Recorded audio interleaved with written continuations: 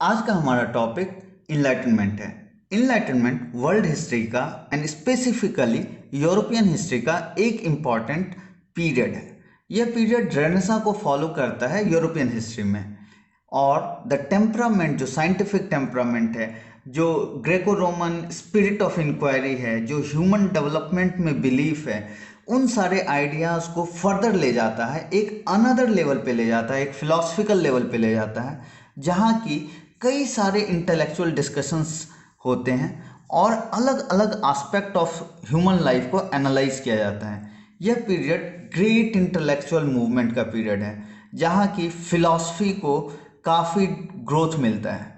और साथ में हम देखते हैं कि कई ideas, for example what is the basis of government, government किस बेसिस पर बनती है, गवर्नमेंट में जो रूलर हैं उनका राइट क्या है, उनकी रिस्पॉन्सिबिलिटी क्या है, क्या सभी लोग बराबर हैं, इन सारे आइडियाज़ को डिस्कस किया जा रहा है। Long held ideas, for example divine right to rule, कि रूलर को जो है भगवान से एक गॉडली गिवन राइट है रूल करने का, उसको चैलेंज किया जा रहा है। साथ में रिलीजन के जो ट्रेडिशनल बेसिस हैं उनको चैलेंज किया जा रहा है। जो ट्रेडिशनल बिलीफ है सोसाइटी में, इवन फॉर एग्जांपल कि धरती, at that point of time it was believe that कि earth is the centre of universe, ऐसे आइडियाज़ को चैलेंज किया जा रहा है। तो हम देखते हैं कि यह वह पीरियड है जो कि अपने आप को क्लियरली मेडिवल पीरियड से अलग स्टैब्लिश करने की कोशिश करता है, एक एज ऑफ रीजन को स्टैब्लिश करने की कोशिश करता है, और साथ में कई सारे ट्रेडिशनल अथॉरिटीज एंड नोशंस को चैलेंज करने की कोशिश करता है।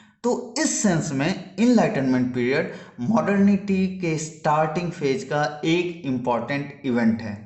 यह वह पीरियड है जो कि नए आइडियाज़ लाइक डेमोक्रेसी को इस्टेब्लिश करता है, सोशल कॉन्ट्रैक्ट को इस्टेब्लिश करता है, फ्रीडम ऑफ स्पीच को इस्टेब्लिश करता है, और साथ में ये बोलता है कि अगर स्टेट लोगों के जनरल विल को फुलफिल नहीं कर रहा है तो state can be remove, which was almost unthinkable in the medieval ages. Medieval ages में हमने क्या देखा है कि कहीं ना कहीं स्टेट्स के बेस पे सोसाइटी डिवाइडेड है, और वहाँ पर लोग जन्म के बेसिस पर डिसाइड करते हैं कि किसका क्या राइट है, किसकी क्या रिस्पॉन्सिबिलिटी है। यहाँ पर बात हो रही है एवरीवन इज इक्वल, फ्रीडम की बात हो रही है, लिबर्टी की बात हो रही है, इनएलिएनेबल राइट्स की बात हो रही है। तो यह फेज जो है एक तरह से मेडिवलिज्म को क्लोज करने में, एक फाइनल क्लोजर देने में काफ़ी इंपॉर्टेंट इवेंट है वर्ल्ड हिस्ट्री में। तो इसके साथ हम लोग सबसे पहले इस फेज का टाइमलाइन देखते हैं।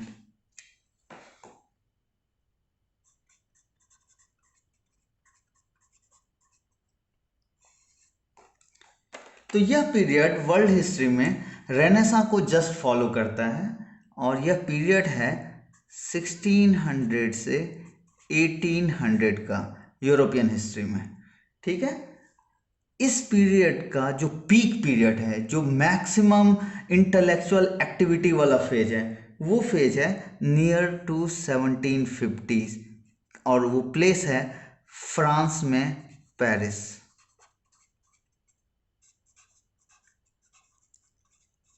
पेरिस इस वक्त का एक अर्बन सेंटर था, और इस वक्त तक यहाँ पर जितने लोग थे, इंटेलेक्चुअल लोग थे, अक्सर गैदर होते थे और एक साथ बैठकर इन्हीं तरह की फिलॉसफीज को डिस्कस करते थे कि क्या होना चाहिए, कैसी सरकार होनी चाहिए, कौन लोग सरकार में होने चाहिए, जनता का राइट होता है कि नहीं होता है, और इन सारे फिलॉसफीज को डिस्कस करते थे। और यही कारण है कि इनलाइटनमेंट पीरियड में कई सारे फ्रेंच थिंकर्स ने सोशल कॉन्ट्रैक्ट जैसी थ्योरीज पर काम किया और इन थ्योरीज को बिल्डअप किया है, जिसने कि old held notion of divine right to rule को चैलेंज किया है, और कहीं ना कहीं लेजिटिमेसी को आम जनता के बीच में प्लेस किया है थ्रू सोशल कॉन्ट्रैक्ट जैसी थ्योरी। तो इसका पीक जो है फ्रांस में है, पेरिस में है।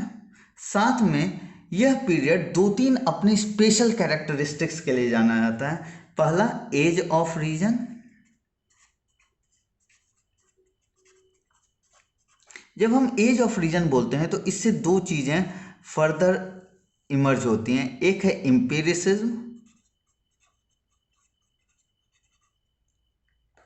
और दूसरा है रैशनलिज्म।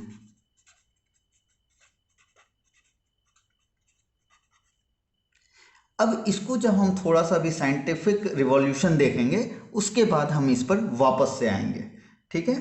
इसके अलावे इस फेज की एक और खासियत है प्रोग्रेस में बिलीफ। तो प्रोग्रेस में बिलीफ का ये मतलब है कि इस फेज में लोग इंटेलेक्चुअल कैपेसिटी के साथ साथ ह्यूमन में एक्सट्रीम फेथ थे। यह वह फेज है जो कि साइंटिफिक डेवलपमेंट को जस्ट फॉलो करता है। तो साइंस ने, नेचुरल साइंस ने, फिजिकल साइंस ने दिखाया कि कैसे हम इन्वायरमेंट को समझ सकते हैं अगर हम ऑब्जर्वेशन करें, और उस ऑब्जर्वेशन के थ्रू हम थ्योरीज ला सकते हैं और उससे हम कई सारे रिजल्ट को कंट्रोल कर सकते हैं। अगर आप समझेंगे तो आप प्रेडिक्ट कर सकते हैं और प्रेडिक्ट से आप चीज़ों को कंट्रोल कर सकते हैं। फॉर एग्जांपल इस पीरियड में मेडिसिन की खोज हुई, इम्यूनाइजेशन का प्रोसेस, चिकन पॉक्स जैसे डिजीज को जो है उसके लिए इम्यूनाइजेशन की खोज हुई, राइट। तो इससे हमें दिखता है कि साइंस जो था, साइंस की एक एबिलिटी थी कि वो जो था फ्यूचर और जो इन्वायरमेंट है उसको कंट्रोल कर सके। तो सेम थिंकिंग इनकी है कि अगर हम सोशल लाइफ को समझेंगे, अगर हम बेसिस ऑफ सोसाइटी को समझेंगे, then we can control and predict the future, ठीक है। और इसका यूज़ हम प्रोग्रेस लाने में कर सकते हैं। फॉर एग्जाम्पल एक ह्यूमैनिटीज सब्जेक्ट लाइक सोशोलॉजी, अगर आप देखिएगा तो अर्ली फेज ऑफ सोशोलॉजी जो था, जो कॉम्ट की बिलीफ थी या जो डर्खिम का बिलीफ था, वो क्या था, प्रोग्रेस के लिए था। सोशोलॉजी का पर्पस था साइंस ऑफ सोसाइटी, जो कि सोसाइटी में हार्मोनी लाए, एक मोरल कंडक्ट लाए और एक कहीं ना कहीं इक्विलिब्रियम लाए। तो हमेशा क्या है, ये फेथ है कि अगर हम सोसाइटी में प्रोग्रेस कर सकते हैं, सब कुछ हम छोड़ नहीं सकते हैं, सोसाइटी में एक पॉजिटिव चेंज लाना पॉसिबल है, based on understanding of society itself, based on understanding of the logic behind everything. इसके अलावे यह फेज है लिबर्टी जैसी आइडियाज का। लिबर्टी में खास करके कि सब लोग बराबर हैं, कहीं भी नोबिलिटी या एरिस्टोक्रेसी जैसी चीज़ों के लिए जगह नहीं है, ठीक है। ये आइडियाज लोगों में का नेचुरल राइट है। फॉर एग्जांपल लॉ के आने वाले टाइम हम देखेंगे कि लॉ के बात करता है कि लोगों का कुछ नेचुरल राइट्स है, जैसे कि लाइफ का, लिबर्टी का और प्रॉपर्टी का। तो लाइफ और लिबर्टी जैसी चीज़ें नेचर ने उसे दी हैं, गॉड गिवन है, वो ह्यूमन गिवन नहीं है, it can not be taken away, ठीक है। और सब लोग, फॉर एग्जाम्पल रूसो बात करेगा कि सब लोग इक्वल पैदा हुए हैं, एवरीवन इज बॉर्न इक्वल, ठीक है। तो एवरीवन हैज़ इक्वल राइट्स। तो ये सारे आइडियाज़ का ये फेज है। तो ये हमने देखा basic characteristics of this period enlightenment. इसके बाद हम लोग देखते हैं एक छोटा सा टॉपिक है साइंटिफिक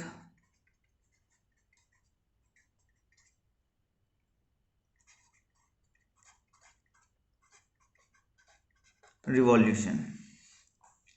साइंटिफिक रिवॉल्यूशन हम लोग खास करके देख रहे हैं, यह इनलाइटनमेंट पीरियड के अंदर भी आप इंक्लूड कर सकते हैं, जो भी अभी मैं बताऊंगा, ये आप रेनेसां के अंदर भी इंक्लूड कर सकते हैं। तो जो एक टेम्परामेंट ऑफ इंक्वायरी जो डेवलप हुई थी रेनेसां से, जो कि कंटिन्यू की है इनलाइटनमेंट में, उसमें क्या हुआ, लोगों ने ओल्ड एज हेल्ड बिलीफ को चैलेंज करना शुरू किया। लोगों ने ऑब्जर्व करना शुरू किया सराउंडिंग को, और अगर वो ऑब्जर्वेशन पुरानी बिलीफ से मैच नहीं खाता था तो लोगों ने उसे क्वेश्चन करना शुरू किया। उसके बेस पे लोगों ने, ऑब्जर्वेशन के बेस पे लोगों ने नई थ्योरीज देना शुरू किया और ओल्ड एज बिलीफ को चैलेंज करना शुरू किया। यह बात हमने रिफॉर्मेशन के पीरियड में भी देखा था, रेनेसां में, ठीक है। तो इस टेंडेंसी को यहाँ पर और ज़्यादा बूस्ट मिला। और सबसे पहला साइंटिफिक रिवॉल्यूशन जो आया था वो आया था आपको एस्ट्रोनॉमी में। जैसा कि हमने देखा था कि रेनेसां पीरियड में लोग एक्सप्लोर करना शुरू कर दिए थे। एक्सप्लोर करने के लिए आपको एग्जैक्ट लोकेशन चाहिए, मैप चाहिए। तो मैप के लिए आप क्या करोगे, स्टार को पढ़ना शुरू करोगे, स्टार मूवमेंट को देखना शुरू करोगे, आप कॉन्स्टलेशंस का मूवमेंट देखना शुरू करोगे। तो लोगों ने रियलाइज किया कि जो लॉन्ग हेल्ड उनकी बिलीफ है जियोसेंट्रिक थ्योरी में,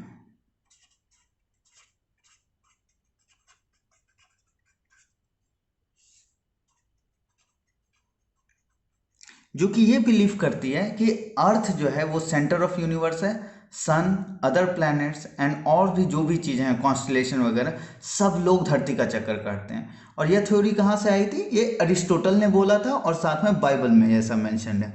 तो ये लॉन्ग हेल्ड बिलीफ था कि धरती जो है वो सेंटर ऑफ यूनिवर्स। और ऐसा लगता भी है कि सुबह सूर्य उगता है, इवनिंग में डूबता है, तो लगता है कि सन जो है चक्कर काट रहा है हमारे। तो ये लॉन्ग हेल्ड बिलीफ था। बट जब लोगों ने ऑब्जर्वेशन करना पाया शुरू किया, तो व्हाट दे फाउंड वाज कि actually earth was not at the centre of universe, rather हमारे प्लानिटरी सिस्टम में जो सन है वो हमारे प्लानिटरी सिस्टम के सेंटर पे है। तो इस तरह के व्यू को हीलियोसेंट्रिक व्यू बोलते हैं।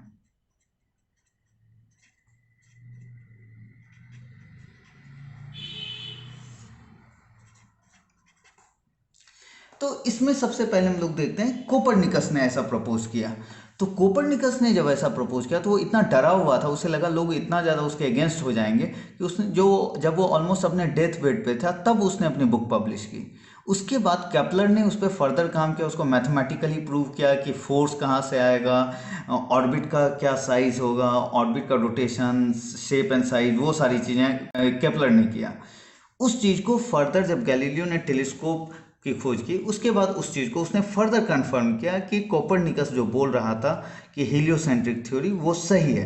बट हम लोग देखते हैं कि सोचिए कि इतना स्ट्रॉन्ग बिलीफ था लोगों का अपने एज ओल्ड ट्रेडिशन में कि despite having proof, despite having observations, लोगों ने उसको बोला कि तुम माफ़ी मांगो अदरवाइज तुमको तुम्हारे अगेंस्ट एक्शन लिया जाएगा। तो अंत में गैलीलियो ने मजबूरी में माफ़ी मांगा और बोला कि मैं जो बता रहा था वो गलत था। बट द पॉइंट इज कि हम देख रहे हैं कि ओल्ड बिलीफ को लोग चैलेंज करना शुरू कर रहे हैं। लोग अब सामने आ रहे हैं और अपने ऑब्जर्वेशन के हिसाब से उसको चैलेंज कर रहे हैं। तो यही जो ऑब्जर्वेशन के हिसाब से चैलेंज करना है, दिस इज एम्पिरिसिज्म। एम्पिरिसिज्म का मतलब एम्पिरिकल रिसर्च करना, मतलब डाटा कलेक्ट करना, थ्योरी फॉर्मुलेट करना। और एक साइंटिफिक आउटलुक होता है जिसमें कि हाइपोथेसिस आप टेस्ट करते हो ऑब्जर्वेशन के बेसिस पे। वो हाइपोथेसिस सही हो सकता है, गलत हो सकता है, ठीक है। और जब सही होता है तो आप थ्योरी जनरेट करते हो। This is scientific outlook. तो कहीं ना कहीं इस साइंटिफिक रिवॉल्यूशन का एक रिजल्ट था साइंटिफिक आउटलुक,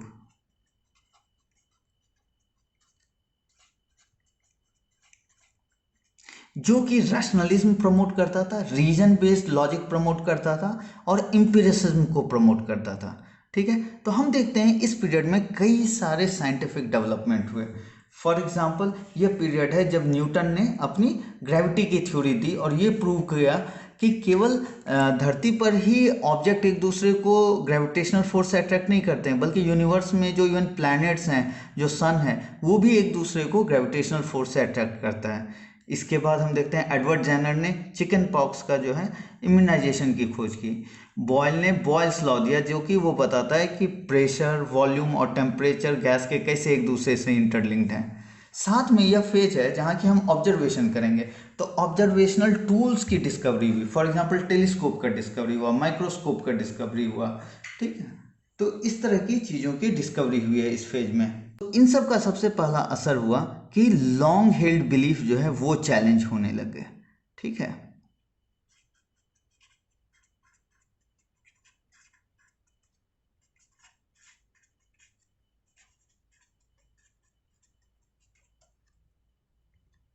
और दूसरा एक फ़ायदा ये हुआ कि ये जो पॉजिटिव एटीट्यूड डेवलप हुआ कि साइंस के थ्रू हम नेचर को कंट्रोल कर सकते हैं। फॉर एग्जांपल इम्यूनाइजेशन, या जैसे कि हमने अगर टेलीस्कोप बना लिया, या हमने जैसे कंपास बना लिया, तो हम क्या कर सकते हैं, इजीली नेविगेट कर सकते हैं या अपने इन्वायरमेंट को कंट्रोल कर सकते हैं। तो ये पॉजिटिव एटीट्यूड ने एक सोसाइटी में प्रोग्रेस लाने के एटीट्यूड को भी डेवलप किया, जो कि हम लोग यहाँ पर देखे थे। इसके अलावे एक और चीज आया और वो ये आया कि सेम लॉजिक, कि हम जो है साइंस के थ्रू अगर इन्वायरमेंट को कंट्रोल कर सकते हैं, तो साइंटिफिक मेथड अगर हम सोसाइटी के वेरियस एस्पेक्ट, चाहे कि क्यों नहीं वो सोशियोलॉजी हो, क्यों नहीं वो फिलॉसफी का एस्पेक्ट हो, तो वहाँ भी अगर हम लॉजिक लगाएंगे तो वहाँ भी हम थ्योरीज डेवलप कर सकते हैं और उन थ्योरीज को हम अप्लाई कर सकते हैं सोसाइटी पर, ताकि हम पॉजिटिव चेंज लाएं, ठीक है ना। तो एक कहीं ना कहीं बिलीफ, एक पॉजिटिव एटीट्यूड डेवलप हुआ कि based on scientific method we can bring progressive change in the society, ठीक है ना। तो scientific outlook is applicable to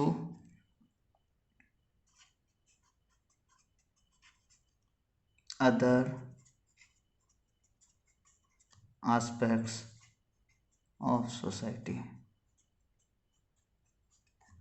ये भी एक बिलीफ इस फेज के कारण आया, ठीक है, कि हम जो है other aspects of the society को जस्ट लाइक नेचुरल साइंस हम कंट्रोल कर सकते हैं। तो ये है साइंटिफिक रिवॉल्यूशन का कंट्रीब्यूशन इनलाइटनमेंट में। अब हम नेक्स्ट फेज में ये देखने वाले हैं कि क्या क्या डेवलपमेंट हुआ इनलाइटनमेंट पीरियड में, और उसमें सबसे पहले हम लोग देखेंगे कि what are the different political theories which developed in this era. तो सबसे पहले हम देखते हैं पॉलिटिकल व्यूज।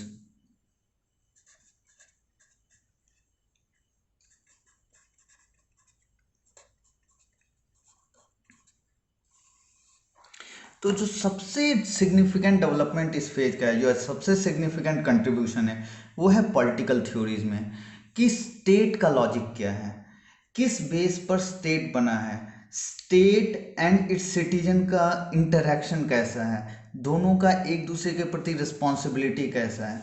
तो वो जो है इस फेज का सबसे इंपॉर्टेंट कंट्रीब्यूशन है।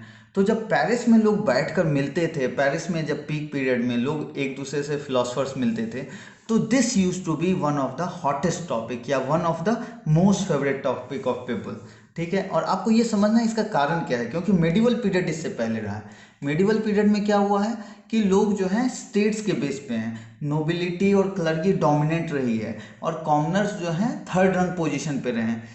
विथ टाइम खास करके रेनेसां और ट्रेड के ग्रोथ के बाद से क्या हुआ है कि मर्चेंट क्लास डेवलप हुआ है। खास करके कॉलोनाइजेशन के बाद हमने देखा कि मर्चेंट या ट्रेडिंग क्लास काफ़ी अमीर हो गया है। Now they want their position in the society, now they want to challenge the authority of nobility, now they want to claim their rights, ठीक है। तो इस कारण से ऐसे आइडिया जो कि लिबर्टी को प्रमोट करेंगे, जो कि उनका से गवर्नमेंट में बढ़ाएंगे, ऐसे आइडियाज़ काफ़ी प्रॉस्पर करेंगे इस फेज में, ठीक है। और जहाँ तक कि मिडिल एजेज में ये बिलीव था divine right to rule.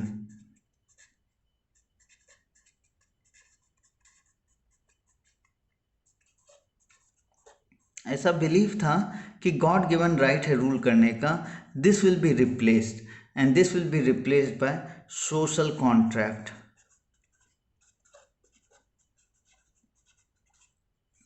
Contract समझते हैं, जिसमें कि कॉन्ट्रैक्ट में क्या होता है कि दो लोगों के बीच डील होती है और फाइनली जो उसका आउटकम होता है वो दोनों लोगों पर बाइंडिंग होता है। तो just like that social contract की ये थ्योरी है कि स्टेट अपने आप गॉड गिवन नहीं है, या मोनार्क भी अगर है तो ऐसा नहीं कि भगवान ने उसको राइट दिया है रूल करने का just because he belongs to that family, बल्कि सोशल कॉन्ट्रैक्ट की थ्योरी है कि एक्चुअल राइट करने का जो कंसेंट है वो कौन देता है, सोसाइटी देता है। कंसेंट इज गिवन बाय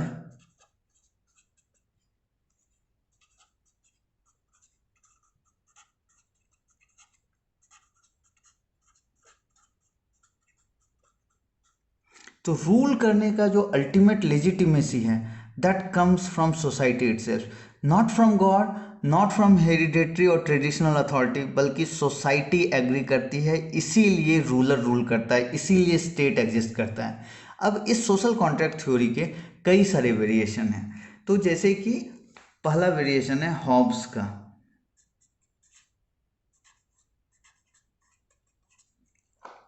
तो hob was very critical of people.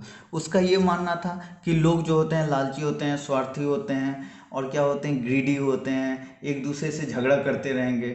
और उसका ये मानना था कि अगर स्टेट नहीं हो तो पूरे राज्य में एनार्की आ जाएगी। तो वो यह बोलता है कि स्टेट इसलिए एग्जिस्ट करता है क्योंकि होल सोसाइटी कॉन्ट्रैक्ट करती है कि नहीं, हमें अपने पावर को सरेंडर करना है स्टेट को, ताकि स्टेट एकदम कंप्लीट पावर के साथ रूल कर सके, एक जो है हार्मनी ला सके, एक इक्विलिब्रियम ला सके सोसाइटी में। और इसी कारण से स्टेट एग्जिस्ट करता है। अगेन यहाँ ध्यान देने वाले होते हैं, हालांकि वो निगेटिव वे में ह्यूमंस को पोर्ट्रे करता है, बट फिर भी उसका ये मानना है कि it's the society which gives the authority to the state to rule itself. तो society is giving consent to rule, ठीक है। तो कहीं ना कहीं डिवाइन राइट से हट के हम लोग क्या देख रहे हैं कि society is giving consent for ruling, Hobbes के थ्योरी में, ठीक है ना। तो इस हॉब्स का क्या मानना था कि स्टेट को उसने काफ़ी प्रोमिनेंट पोजीशन दिया और उसका ये मानना था कि state should have absolute power. ठीक है, नेक्स्ट हम लोग देखते हैं लॉके। अनलाइक हॉब्स जो कि ह्यूमंस को नेगेटिव लाइट में देखता था, लॉके काफ़ी प्रोग्रेसिवली देखता है। उसका ये फेथ है कि लोग कैपेबल हैं, लोग सेल्फ रूल में कैपेबल हैं, लोगों को अगर मौका दिया जाएगा तो वो अपने आप को अच्छे से गवर्न करेंगे। तो लॉके का बिलीफ था नेचुरल राइट्स में।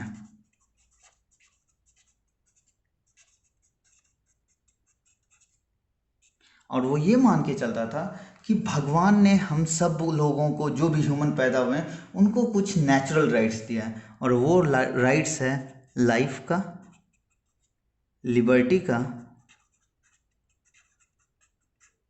और प्रॉपर्टी का। तो ये नेचुरल राइट्स है, ये इनएलिएनेबल राइट्स है, कोई नहीं ले सकता है। और जो स्टेट फॉर्म होता है आउट ऑफ सोशल कॉन्ट्रैक्ट, उसका सिंपल पर्पस है कि इन राइट्स को प्रमोट करना। तो एक तरह से वो स्टेट को रिस्पॉन्सिबिलिटी की तरह से देखता है। स्टेट का रूल एब्सोल्यूट नहीं है, बल्कि स्टेट की रिस्पॉन्सिबिलिटी है कि ह्यूमंस के नेचुरल राइट्स को प्रोटेक्ट करे। तो state is responsible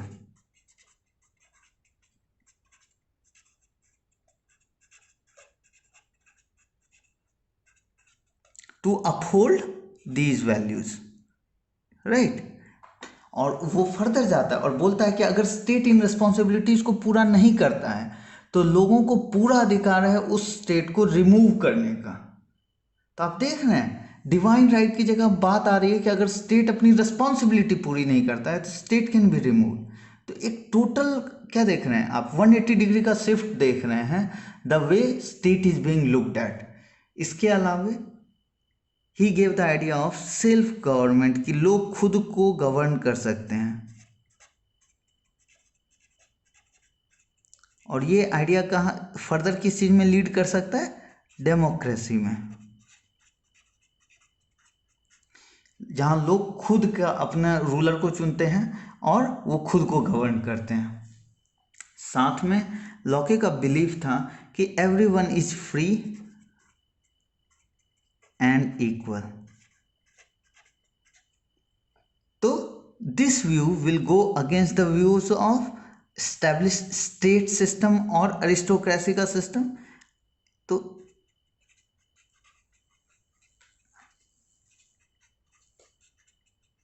state system को ये क्या करेगा, ये व्यू निगेट करेगा या उसको बोलेगा हटाओ, क्योंकि everyone is free and equal. Locke का जो व्यू है ये काफ़ी इंपॉर्टेंट है, because this forms the basis of American revolution, this forms the basis of French revolution और कई सारी चीज़। फॉर एग्जांपल अमेरिकन रिवॉल्यूशन में भी लाइफ, लिबर्टी एंड हैप्पीनेस का कॉन्सेप्ट है एज इनएलिएनेबल राइट्स, राइट। साथ में वहाँ पर क्या है, डेमोक्रेसी की बात होती है। फ्री एंड इक्वलिटी का कॉन्सेप्ट अगर आप देखिएगा तो वो आपको फ्रेंच रिवॉल्यूशन में मिल जाएगा। तो ये अपने आप में काफ़ी इंपॉर्टेंट व्यू पॉइंट था। इसके बाद हम देखते हैं मॉन्टेस्क्यू को।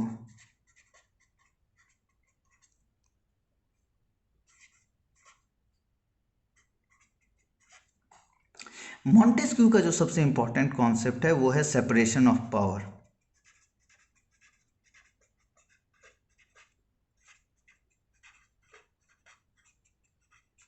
मॉन्टेस्क्यू ने जब डिफरेंट पॉलिटिकल स्टेट्स को एनालाइज किया तो उसके व्यू पॉइंट में जो बेस्ट स्टेट था वो था इंग्लैंड का।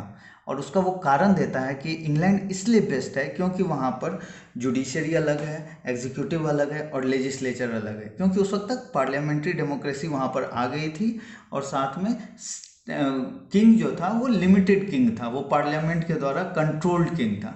ठीक है, तो ये उसका है कि सबसे बढ़िया सिस्टम है इंग्लैंड का, क्योंकि वहाँ सेपरेशन ऑफ पावर है।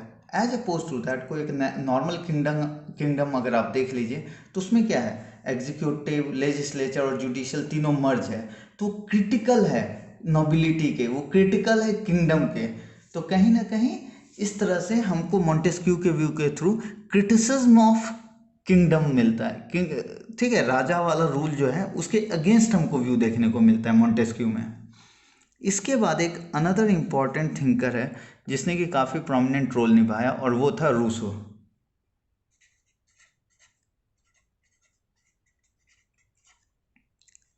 रूसो ने फ्रेंच रिवॉल्यूशन को काफ़ी वे में सिग्निफिकेंटली इम्पैक्ट किया।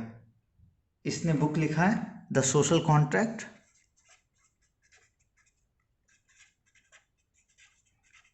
और सोशल कॉन्ट्रैक्ट की थ्योरी को पॉपुलराइज करने में रूसो का बहुत इंपॉर्टेंट रोल है। तो रूसो क्या है? रूसो एक स्टेप बाकी लोगों से आगे जाता है। Rousseau again has a positive outlook for humans, और उसका ये मानना है कि सोसाइटी जो है वो डिसाइड करती है, सोसाइटी में जो ईच इंडिविजुअल हैं वो डिसाइड करते हैं स्टेट को, वो कंसेंट देते हैं स्टेट को। तो फ्री इंडिविजुअल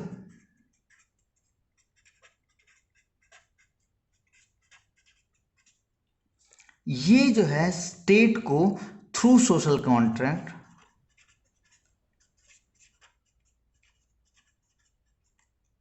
स्टेट बनाते हैं, ठीक है। और ये जितने फ्री इंडिविजुअल मिल के स्टेट बनाए हैं सोशल कॉन्ट्रैक्ट के थ्रू, इन सब के कॉमन डिजायर को जनरल विल वो बोलता है, और बोलता है कि स्टेट की जो रिस्पॉन्सिबिलिटी है वो ये है कि ये जो जनरल विल है ये फुलफिल हो। और जिस दिन स्टेट जनरल विल फुलफिल नहीं करेगा उस दिन social contract will be understood as broken, और इस ब्रोकन सोशल कॉन्ट्रैक्ट के अगेंस्ट में लोग रिवोल्ट कर सकते हैं और इनको रिप्लेस कर सकते हैं। तो state again is responsible to fulfil the general will of common people who have agreed to form that state as part of social contract, ठीक है। तो ये इसकी सेंट्रल थ्योरी है। इसके अलावे इसका बिलीफ एज अपोज टू कई लोग जैसे डेमोक्रेसी की बात करते हैं, बट अगेन वो लोग रिप्रेजेंटेटिव डेमोक्रेसी की बात करते हैं, he believes in direct democracy.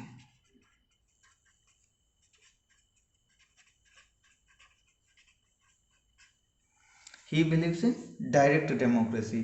वो बिलीव करता है कि best form of government is where people govern themselves directly, ठीक है। तो ये रूसो का कंट्रीब्यूशन है। तो साथ में आपने सुना होगा कि human is born free but found in change everywhere. ये सारे जो स्टेटमेंट हैं ये रूसो के दिए हुए हैं, जो कि उसके आइडियोलॉजी को शो करते हैं। इसके बाद एक और थिंकर है जो हम लोग इसमें देख सकते हैं, और वो है वोल्टायर।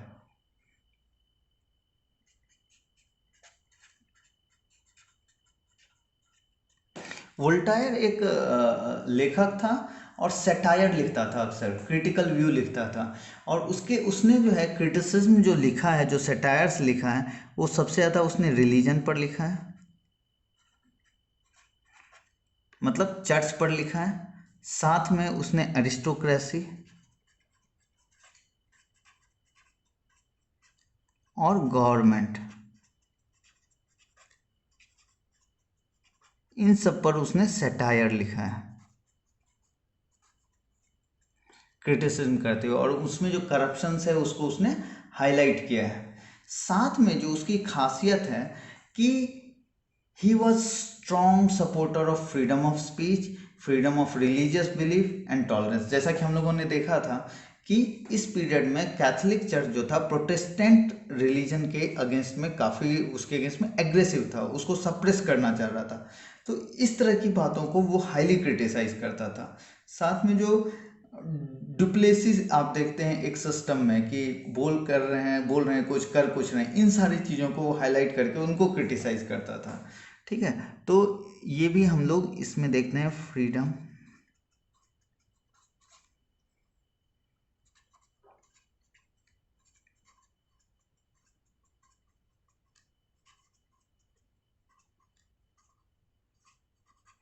और यही कारण है कि वो टॉलरेंस को सपोर्ट करता था।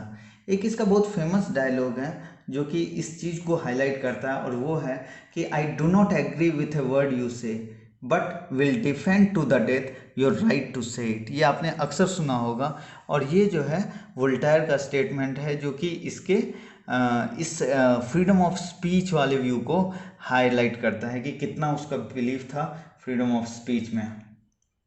इसके अलावा कई सारे और भी पॉलिटिकल थिंकर्स हैं। फॉर एग्जांपल थॉमस पेन, जिसने कि कॉमन सेंस लिखा था, जिसमें कि इंडिपेंडेंस ऑफ अमेरिका को उसने आर्ग्यू किया था। फिर थॉमस जेफरसन है, जिसने declaration of independence of United states को लिखा है। साथ में बेंजामिन फ्रैंकलिन है। तो ये सारे लोग भी दूसरे लोग हैं जो कि इम्पोर्टेंट पॉलिटिकल व्यूज़ देने वाले हैं। बट इन सबको हम लोग अमेरिकन रिवॉल्यूशन के पार्ट में पढ़ेंगे, बट ये भी इनलाइटनमेंट पीरियड के हैं। एक चीज़ ध्यान देने वाली बात है कि political views are the most prominent feature of enlightenment period and it establishes very new concepts like social contract which challenges the divine rights to rule. और ये फॉर्म करता है, सोशल कॉन्ट्रैक्ट फॉर्म करता है basis of what? Democracy. It forms the basis of universal franchise, it forms the basis of responsible government, it forms the basis of limited government। और ये सारे ideas काफ़ी उस पीरियड के लिए न्यू थे।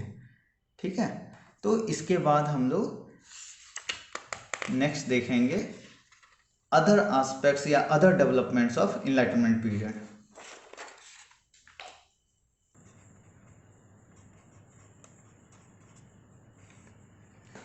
एथिक्स में इस समय जो मोस्ट इम्पॉर्टेंट थिंकर हैं वो है हमारे कांत, इमैनुअल कांत, जिसने कि डियोंटोलॉजी की थ्योरी दी, जो कि आप एथिक्स में भी पढ़ोगे।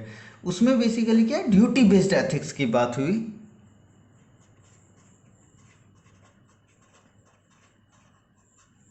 साथ में कांत का व्यू जो ह्यूमन राइट्स पर है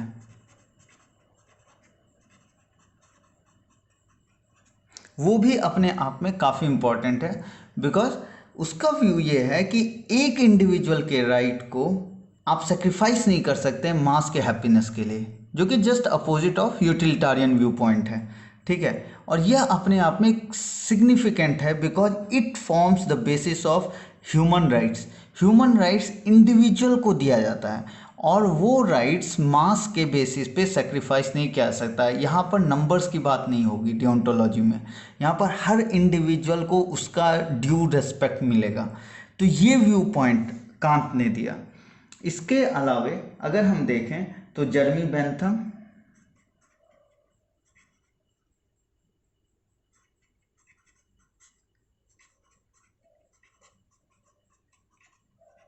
जिसने कि यूटिलिटारियन पर्सपेक्टिव दिया,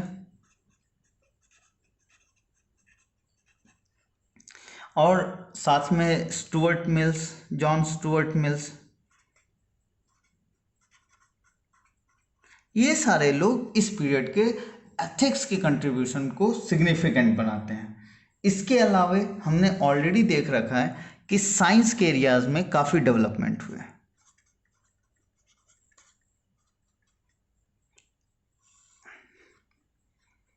इसके बाद अगर हम देखना चाहें तो कई सारे डिसिप्लिन्स, कई सारे सब्जेक्ट इस वक्त इस्टेब्लिश हुए हैं।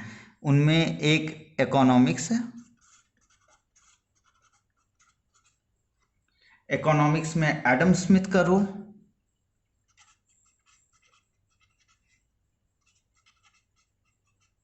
जिसने कि वेल्थ ऑफ नेशंस बुक लिखी। सोशियोलॉजी,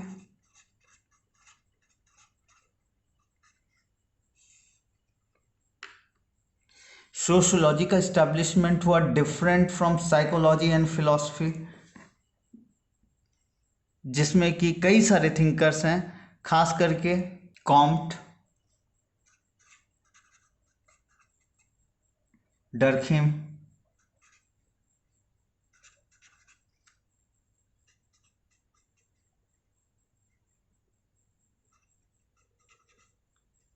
इन लोगों ने सोशियोलॉजी की शुरुआत की। और अगर आप देखें जो अभी तक हम लोग बात कर रहे हैं कि शुरुआती जो सोशियोलॉजी था वो पॉजिटिविस्ट सोशियोलॉजी था।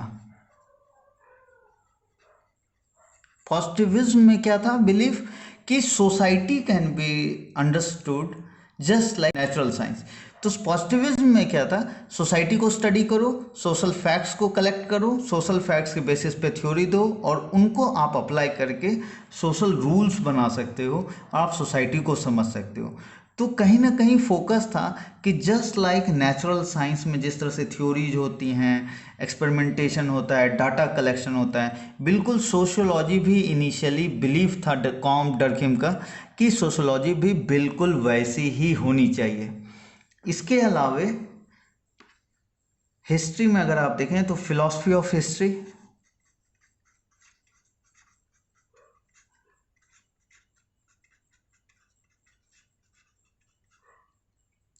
जो नॉर्मल हिस्ट्री होती है वो कलेक्शन ऑफ इवेंट्स होता है, ठीक है, इंडिविजुअल इवेंट्स, बल्कि फिलॉसफी ऑफ हिस्ट्री बात करता है कि हिस्टोरिसिटी की, यानी कि हर फेज का अपना कुछ वैल्यू है। फॉर एग्जांपल जैसे अभी हम लोग स्टडी कर रहे हैं तो हम लोग मेडिवल पीरियड को अलग देख रहे हैं और साथ में हम लोग क्या कर रहे हैं, मॉडर्न पीरियड को अलग देख रहे हैं। रेनेसा को कहीं ना कहीं हम लोग इनलाइटनमेंट से जोड़ेंगे कि जो टेंडेंसी रेनेसा में स्टार्ट हुई थी क्वेश्चन करने की अथॉरिटी की, वो कंटिन्यू हुआ है। ये जो चीज़ है, जो हिस्टोरिसिटी है, इसको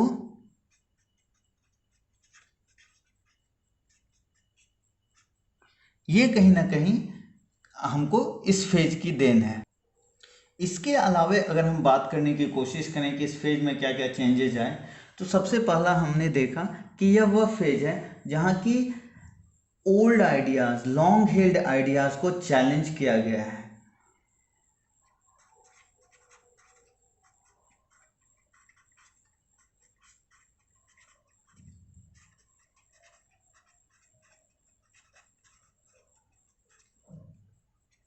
साथ में एक rationalism and empiricism, age of reason जिसको बोलते हैं, रैशनलिज्म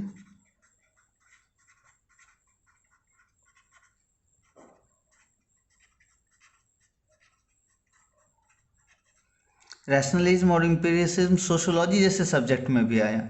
एम्पिरिसिज्म डाटा कलेक्ट करना है, उसके बेस पे थ्योरी देना है, राइट। तो बिल्कुल रैशनलिज्म और एम्पिरिसिज्म का जैसा कि हम लोगों ने डिस्कस किया कि मेन क्या था कि नेचुरल साइंस के सक्सेस से वो इतना प्रभावित थे कि उनका ये बिलीफ था कि नेचुरल साइंस में जो मेथड्स है, जो उनके साइंटिफिक मेथड्स हैं, वो किसी भी डिपार्टमेंट में, यानी कि किसी और भी चीज़ की स्टडी में, सोसाइटी को समझने में, पॉलिटिक्स को समझने में यूज़ किया जा सकता है और उसके बेस पर रिजल्ट्स लाए जा सकते हैं, थ्योरीज बनाई जा सकते हैं and social change can be generated and manufactured. इसके अलावा एक सेक्युलर आउटलुक बढ़ना,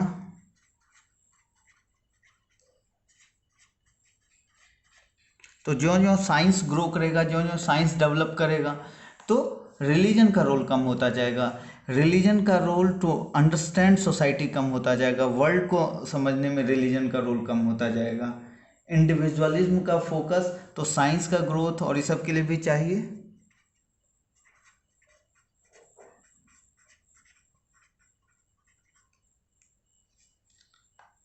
साथ में यह वह फेज है जो कि belief in progress,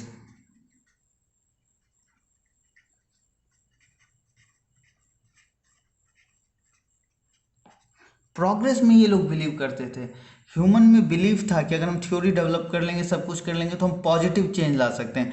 for example sociology, positivism का गोल क्या था, कॉम्ट का गोल क्या था, एक अच्छी सोसाइटी, एक हार्मोनियस सोसाइटी बनाना, क्योंकि पॉलिटिकल अपहीवल इतना ज़्यादा कॉम्ट के टाइम में इसमें फ्रांस में हो रहा था कि वो चाह रहा था कि एक हार्मोनी कैसे लाया जाए, तो बिलीफ इन प्रोग्रेस। इसके अलावे हम जो अदर चेंजेस देखते हैं उनमें कुछ इंपॉर्टेंट चेंज आर्ट के एरिया में है।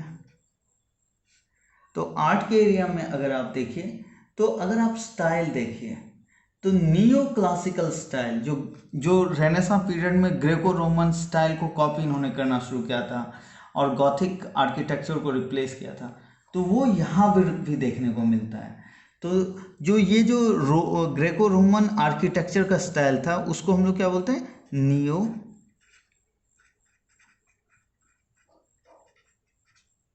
Classical style. तो न्यू क्लासिकल स्टाइल जो है वो वापस से रीइमर्ज होता है। इस पीरियड में म्यूज़िक जो डेवलप हुआ वो भी क्लासिकल म्यूज़िक आप बोलते हैं, और इस पीरियड के कुछ ग्रेट म्यूजिशियंस में बीथोवन, मोजार्ट,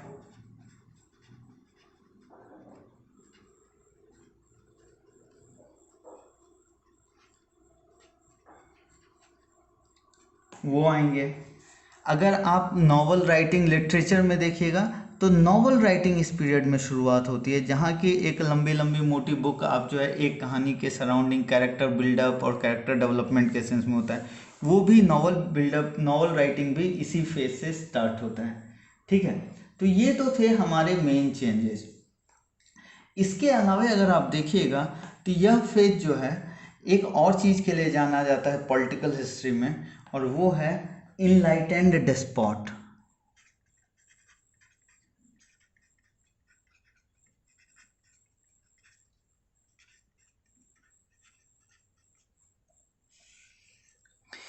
उस वक्त की, जैसा कि हम बात कर रहे थे कि मिडिवल पीरियड में राजा लोग थे या एब्सोल्यूटिस्ट थे जिनके पास की अल्टीमेट पावर था। They did not wanted to share that power with the people. तो कहीं ना कहीं बहुत सारे किंग्स या बहुत सारे रूलर्स जो एब्सोल्यूटिस्ट थे, दे स्टार्टेड रियलाइजिंग कि ये जो आइडिया है इनलाइटनमेंट का, इक्वालिटी का, फ्रीडम का, कि रूलिंग का जो बेस है वो सोशल कॉन्ट्रैक्ट है, ये जो आइडियाज बिल्डअप हो रहा है, डिवाइन राइट नहीं है बेस। कई सारे लोग ये समझने लगे कि फ्यूचर आने वाला यही है, तो अगर हमको अपने आप को बचाना है तो कहीं ना कहीं हमको इन लोगों के अलोंग अपने आप को अलाइन करना पड़ेगा।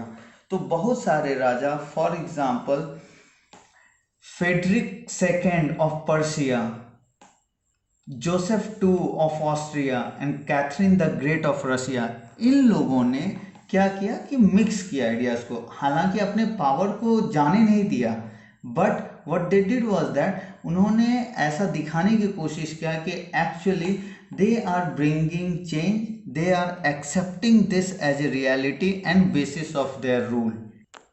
तो ऐसे लोगों ने क्या किया, ऐसे लोगों ने लोगों के राइट्स को अपहोल्ड करना शुरू किया, लोगों के को राइट्स देना शुरू किया, और कहीं ना कहीं अल्टीमेट गोल था कि अच्छे से लोगों को रूल करें और अपना अथॉरिटी बचा के रखें, कंटिन्यू टू रूल करते रहें। ठीक है, तो ऐसे इनलाइटेंड डेस्पॉट्स भी कई सारे यूरोप में आए हैं। ठीक है, तो ये था हमारा कि सेकेंड पार्ट कि क्या क्या चेंजेज आया है इनलाइटनमेंट के कारण से। अब हम लोग डिस्कस करेंगे नेक्स्ट पार्ट, और वो है कि हम कैसे रेनेसां के अगेंस्ट इसको पिट करते हैं, कंपैरिजन विथ रेनेसां।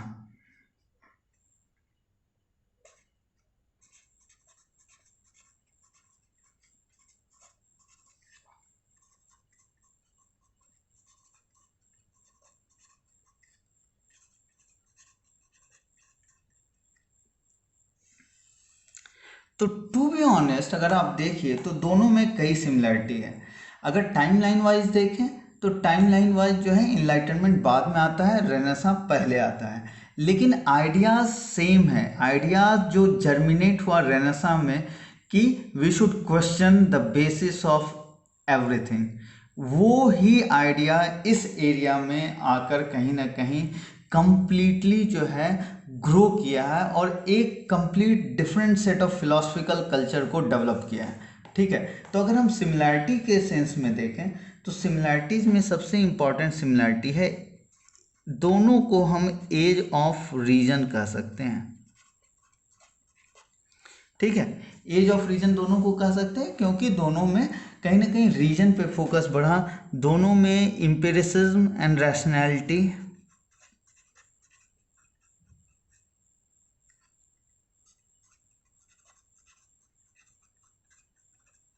दोनों में इस एज में ग्रो किया है। इसके अलावा दोनों एज जो है जाने जाते हैं challenging the authority. For example renaissance period में रिफॉर्मेशन का हो या complete political set of belief आपको इनलाइटनमेंट पीरियड का हो।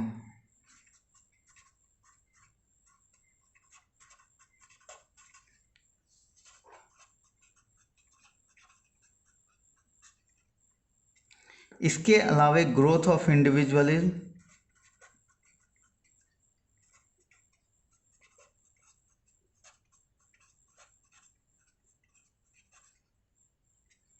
साइंटिफिक टेम्परामेंट का ग्रोथ, जो कि एज ऑफ रीजन से भी है, बट साइंटिफिक डेवलपमेंट लिख सकते हैं।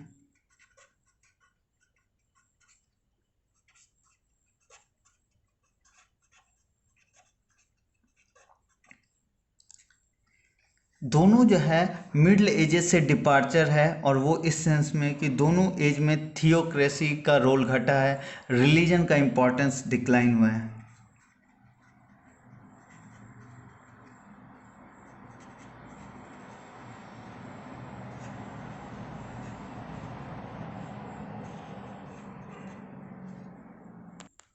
और हम लोग अल्टीमेटली ये कह सकते हैं कि कहीं ना कहीं एक तरह से एक हैंड ओवर टाइप का हुआ है। जो चीज़ रेनेसां से स्टार्ट हुआ वो फर्दर इनलाइटनमेंट में कंटिन्यू हुआ है। तो एक तरह से कंटिन्यूअस फेज है डेवलपमेंट का।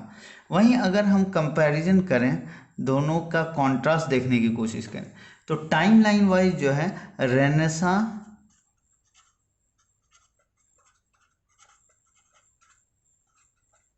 जो है वो पहले आया है, रेनेसां पहले आया है, जबकि इनलाइटनमेंट बाद में आया है। Renaissance before enlightenment. अगर डिफरेंस देखने की कोशिश करें, दूसरा डिफरेंस अगर देखने की कोशिश करें तो लोकेशन अगर देखें तो रेनेसां का लोकेशन जो है वो इटली रहा है। रेनेसां का लोकेशन इटली है,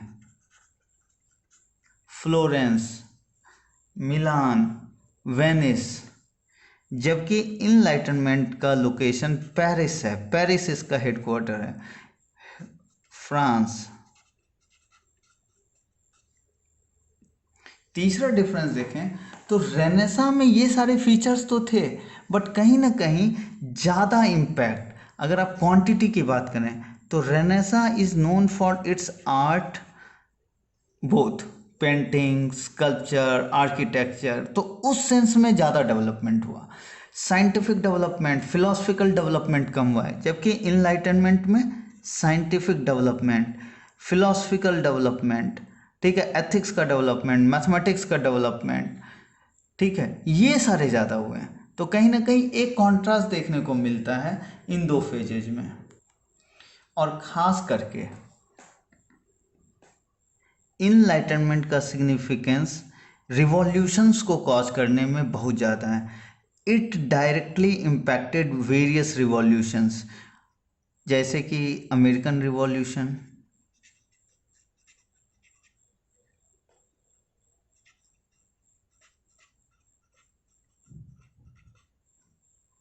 French revolution,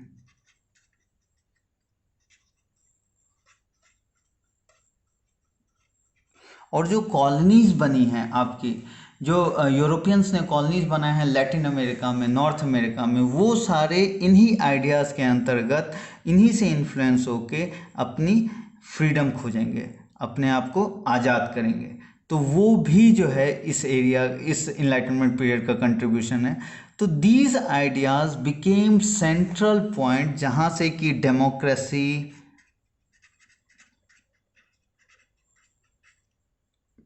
check and balance, Montesquieu का आइडिया,